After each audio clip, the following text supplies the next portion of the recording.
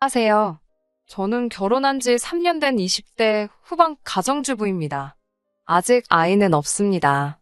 저희 부부는 대학교에서 만나 줄곧 친구로 지내다가 졸업 이후에 연애를 하기 시작해 2년 만에 결혼식을 올렸습니다. 부부 사이에는 크게 문제될 만한 일이 없는데 시댁 때문에 남편과 저 모두 스트레스를 받아 미칠 지경이네요. 저희 부부는 맞벌이를 하고 있고 각자 수입은 알아서 관리합니다. 남편은 중견기업에서 근무하는데 연봉은 4천이 좀 넘습니다. 저도 결혼 전에는 회사 생활을 했었지만 잦은 야근과 과도한 업무로 몸이 안 좋아져서 지금은 커피 전문점을 운영하고 있습니다. 다행히 커피 전문점이 꽤 잘 되는 편이라 월 순수익으로 800 정도는 가져가고 있습니다. 매달 조금씩 변동이 있긴 하지만 대기업 못지않은 수준입니다. 사실 제가 커피 전문점을 시작할 수 있었던 건 친정 부모님의 도움이 컸습니다. 친정 아버지는 작게 사업을 하시고 부동산 자산이 좀 있으세요. 아버지 건물에서 시작한 덕분에 여러 가지 혜택을 많이 본 경우입니다. 반면에 시댁은 경제적 상황이 여유롭지 못한 편입니다. 남편이 4살이나 되었을 무렵 남편의 친아버지는 바람을 폈고 시모가 양육권을 갖는 조건으로 이혼을 하셨대요.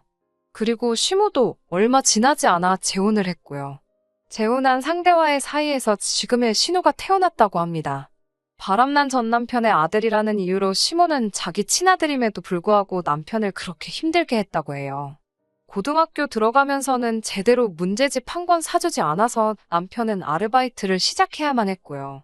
대학에 들어와서도 편의점과 식당을 가리지 않고 알바해서 등록금 대고 자기 힘으로 졸업했어요.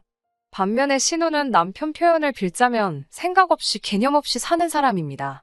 고등학교 다닐 때부터 워낙 문제가 많아서 강제 전학을 한 번 당했대요. 그래도 정신을 못 차려서 결국엔 퇴학을 당했고요. 그러다 결국 20살에 겨우 검정고시를 치렀고 수능을 3번 치른 후에야 수도권 2년제에 입학할 수 있었습니다. 하지만 남편이 대학을 졸업할 무렵 시모는 불의의 사고로 다시 혼자가 되었습니다. 남은 건 사망보험금과 신우뿐이었죠. 그러자 시모는 남편에게 한 달에 생활비 명목으로 100만 원씩 달라고 그러더래요. 마음 여리고 착한 남편은 시모와 신우의 사정을 모른 척 할 수 없어서 알겠다 했고 그게 지금까지 이어지고 있었고요. 수입도 각자 관리하고 있었고 남편이 시모에게 자식된 도리를 하는 거니까 그 자체에 제가 관여할 이유는 없었습니다. 하지만 저는 남편이 때로 안쓰럽게 보이더라고요. 가령 남편이 하루라도 생활비를 돈 줘야 할 때 안 주게 되면 득달같이 남편에게 전화를 해서 돈 떨어졌다는 소리를 하시며 사람을 쥐잡듯 잡으시거든요. 그런 모습을 보고 있으면 어떻게 이런 시모 밑에서 남편같이 성실하고 좋은 사람이 태어났을까 싶어요. 사실 결혼할 때도 잡음이 아예 없었던 것은 아닙니다. 일단 주택 문제가 쉽지 않더라고요. 지금 살고 있는 아파트는 35평으로 저희 친정부모님이 하나뿐인 딸 행복하게 살라고 지원해주신 집이에요. 반면에 저희 남편은 그 당시 모아둔 돈은 4천만 원 남짓이었고요. 주변 사람들은 남자는 응당 집을 해오고 여자는 혼수를 해야 한다지만 저는 그냥 형편되는 사람이 집을 하면 된다고 생각했어요. 그래서 제가 집을 했고 남편이 혼수를 했을 때도 기분이 나쁘거나 그런 건 없었습니다. 남편이 정말 힘들게 모은 돈인 걸 알았으니까 그 정도만으로도 충분했어요. 시모랑 신우는 경기도 외곽 빌라에서 둘이 살고 있었고 그 곳 전세 보증금은 1억이었는데 그런데 그 1억은 나중에 신우 결혼할 때 쓰실 거라고 저희한테 절대 넘보지 말라고 하시더군요. 남편도 저도 애시당초 그 돈에는 관심도 없었는데 말이죠. 하지만 제가 집을 해왔기 때문에 예단은 안 하는 걸로 생각했어요. 남편도 당연히 그렇게 생각했고요. 서로 주고받을 예물만 적당히 하자고 했고 당연히 꾸민비 같은 것도 안 받았죠. 그리고 이 모든 건 이미 상견례 때 서로 이야기가 된 부분이었습니다. 그런데 결혼식을 며칠 앞두고는 시모가 저희 친정엄마에게 연락해서는 주변에 보는 눈도 있고 자기 체면도 있으니 일단 형식적으로라도 예단을 해야 하지 않겠냐며 1,000만 원만 보내라고 하셨답니다. 거기다 신우 명품백도 하나 얹어서요. 친정어머니 기분이나 생각은 안중에도 없다는 듯 그 정도로 일단 충분할 것 같다는 말만 하고 저희 어머니 의견은 물어보지도 않은 채 전화를 끊어버렸다 하네요. 이런 시모의 모습에 저희 친정 부모님은 충격을 받으셨고 덕분에 자칫하면 파혼까지 할 뻔했습니다. 하지만 남편이 어떻게 알고는 시모와 크게 다투고 저희 집에 와서 몇 번이고 사과하면서 겨우 일이 마무리되는 듯 했습니다. 하지만 이 일은 서막에 불과했습니다. 얼마 전 있었던 일이에요. 신우가 얼마 전까지 취직을 못하고 빈둥거리다 시모의 등살에 못 이겨 간신히 작은 중소기업에 취직을 했더라고요. 그런데 회계 쪽이라 자격증도 있어야 하는데 신우는 그마저도 없었습니다. 그렇다 보니 급여 상황이 열악하더라고요. 하지만 신우는 자기 능력은 모르고 3개월 수습기간을 채 채우지도 못하고 집에서도 너무 멀고 잔심부름만 시킨다면서 그만둬야겠다고 하더라고요. 다행히 시모가 옮길 때 옮기더라도 일단은 계속 다니라고 뜯어말려서 어거지로 다니고 있었죠. 그런데 지난주 토요일에 시모랑 신우가 같이 연락도 없이 저희 집에 왔습니다. 와서 저녁 먹고는 하는 말이 가관이더라고요. 살림을 합치자는 거예요.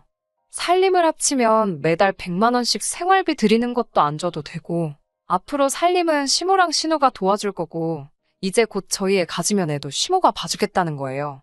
시모랑 남편 사이가 좋은 것도 아닌데 합가를 하면 얼마나 힘들지 눈에 선하더라고요.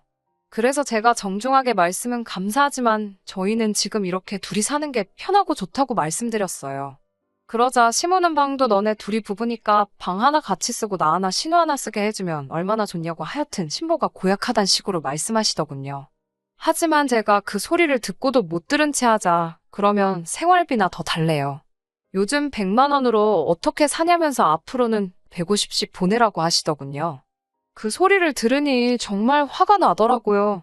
그래서 제가 한 소리 하려는데 남편이 시모에게 적당히 하시라고 화가 가득한 목소리로 말하더군요. 이제 신우도 사회인이 됐으니 생활비를 오히려 줄이려고 했는데 이렇게 억지를 부리시니 제가 더 이상 노력할 이유가 없다면서요. 이번 달부터는 못 드리겠다고 하더군요. 그러자 신우가 그러면 그냥 100만 원 주던 대로 보내고 자기만이라도 이 집에서 살게 해달래요. 출퇴근하기 힘들어 죽겠다면서요. 자꾸 억지를 부리는 신우에게 남편이 너도 제발 네 힘으로 살아보라고 따끔하게 혼내더군요. 시모와 신우는 드디어 네가 본색을 드러낸다면서 남편에게 지 집 나간 아빠 닮아서 아주 냉정하다고 그래서 내가 내 배불러 나왔어도 너한테만큼은 항상 정이 안 갔다며 막말을 쏟아내더군요. 아내로서 남편이 그렇게 상처받는 걸 옆에서 지켜볼 수만은 없어서 저도 시모에게 달라들었어요. 내 남편한테 함부로 말하지 마시라고요. 조금이라도 어른 대접 받고 싶으시면 어른답게 말씀하시라고요. 그리고 신우한테도 너 함부로 떠들지 말라고 그 입 찢어버린다고 했어요. 그러자 시모가 어디 감히 내 딸한테 그따위로 말하냐면서 제 뺨을 때리더군요. 저도 맞고 가만히 있을 수 없어 신우 뺨을 올려 쳤습니다. 그리고 냅다 신우 긴 머리채를 손으로 휘감아 낚아챘어요. 그러자 신우가 사람 살려라고 소리소리를 지르더라고요. 그러자 시모가 저한테 욕짓거리를 하면서 달라들더군요. 제가 신우 머리를 더 강하게 잡아 올리자 신우가 시모에게 엄마 그냥 미안하다고 해. 빨리. 이러면서 난리가 났어요. 남편이 저한테 이제 그만하라고 하기도 하고 이웃집에서 소란스러운 소리에 혹시 누가 신고할까 싶어서 그쯤에서 놔줬어요. 제 손에는 신우 머리카락이 한 움큼 들려있더라고요. 시모는 남편에게 저런 걸 데리고 사는 네 놈도 불쌍하다고 그러자 남편이 제 와이프에게 함부로 말하시면 저도 더는 가만히 안 있겠다고 하며 시모를 노려보더라고요. 시모는 저희더러 미쳤다면서 뒷걸음질을 치며 도망을 갔고요. 그리고 그날 이후로 정말 생활비 지원이며 명절에 용돈 드리던 거 이거저거 해드리던 거 얄짤없이 전부 다 끊었습니다. 그러자 시모랑 신우에게 번갈아가며 전화가 오더라고요. 그렇지만 남편이 이번엔 정말로 독하게 마음을 먹었는지 받지 말라고 아무 대꾸도 하지 말라고 저에게 신신당부를 했어요. 오로지 우리 둘이 행복하게 사는 데만 집중하자고요. 나중에 전에 들은 이야기지만 신우는 결국 그 직장마저도 성실하게 다니지 못해서 입사 2달을 채 못 채우고 잘렸다고 해요.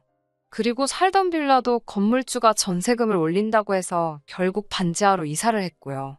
그 이후로 신우는 이런저런 아르바이트를 전전하고는 있고요. 시모는 그 와중에 돈 얼마 벌어보겠다고 동네 아저씨들하고 지저분한 소문이 나서 얼굴도 못 들고 다닌다더군요. 저희 부부는 그 사건 이후로 더욱 서로에게 의지가 돼주며 행복한 결혼 생활을 이어나가고 있습니다. 가끔 남편에게 그래도 친어머니인데 그립지 않냐고 하면 그 어머니에게 받았던 사랑보다 더 큰 사랑을 제가 주고 있기 때문에 자긴 이미 충분히 만족스럽다고 이야기합니다. 내일 하루는 오늘 하루보다 남편을 더 사랑해 주려고요.